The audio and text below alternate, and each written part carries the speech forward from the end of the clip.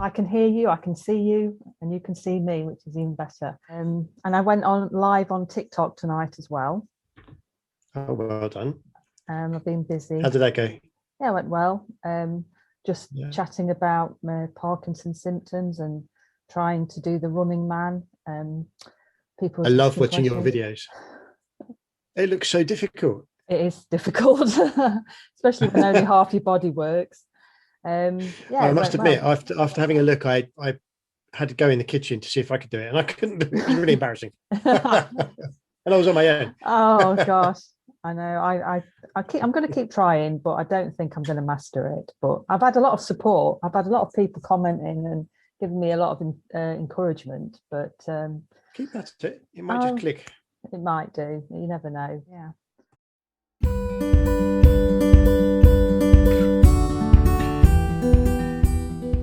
Anyway, how are you?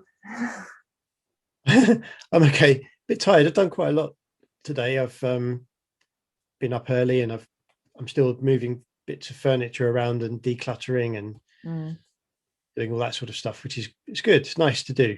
I got up early and managed to get a blog written for Focus Friends, which was about that very subject, really, just decluttering and getting organized and to-do lists and really looking at, probably like a lot of people have several to-do lists and find that that's too many. And I think, well, why on earth have I got all of these and what's their purpose? And then realized that to-do lists are very much in the moment. You know, they're the stuff, the day-to-day stuff. There's something nice about ticking things off if you're that way inclined, that you've achieved something. I'm on the list. But what occurred to me was just the fact that there's a lack of something meaningful in those lists. They're not anything contributing towards a bigger, longer term change or betterment of life. And so I just sat there and I was writing my blog, and I thought about it, and I'd written about just setting up a plan, really, about different areas of life that you could do to-do lists for, but they also contribute to a bigger picture, like your to-do list. So for me, I put down the to-do list could include creativity, spirituality. It could include health, mental health, intellectual stimulation, finances. You know, do we cover enough in a to-do list that makes it meaningful? Because we want that sense of achievement at the end of the day, but how much nicer to feel that it's actually part of a bigger picture to make the future better as well. So that was what I was really thinking about at 6 o'clock in the morning with my coffee. Wow, 6 o'clock, that's early.